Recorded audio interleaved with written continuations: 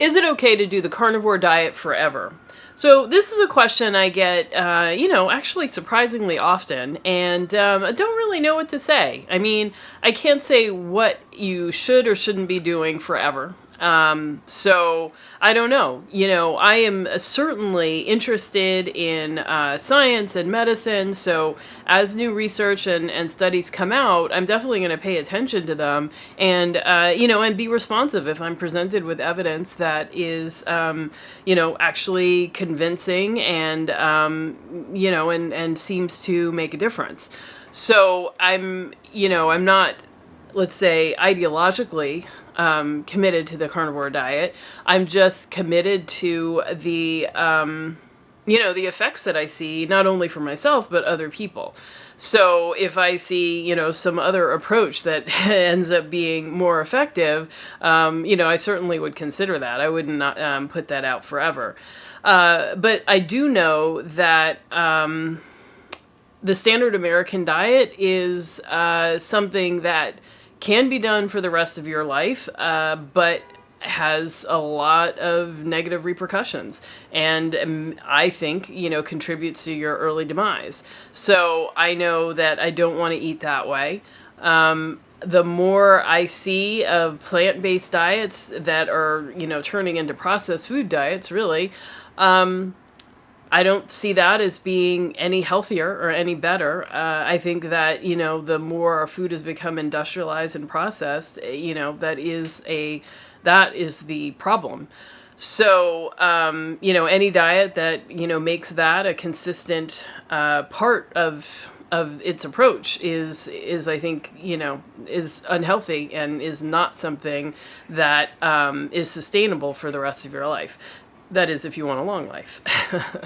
So, yes, I feel that I can eat this way the rest of my life. I like it. I enjoy it. I think that the reason why, this worked so well for me is one, it allowed me relief from my sugar, flour, grain addiction. But it also is easy.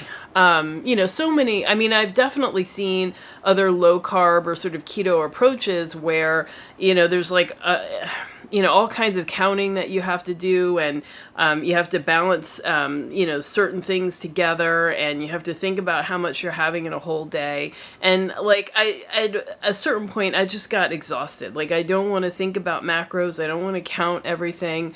I want to get out of my fitness pal. I want to live free and like actually, consume food, listen to my body, respond to it, and, and just kind of let that be it.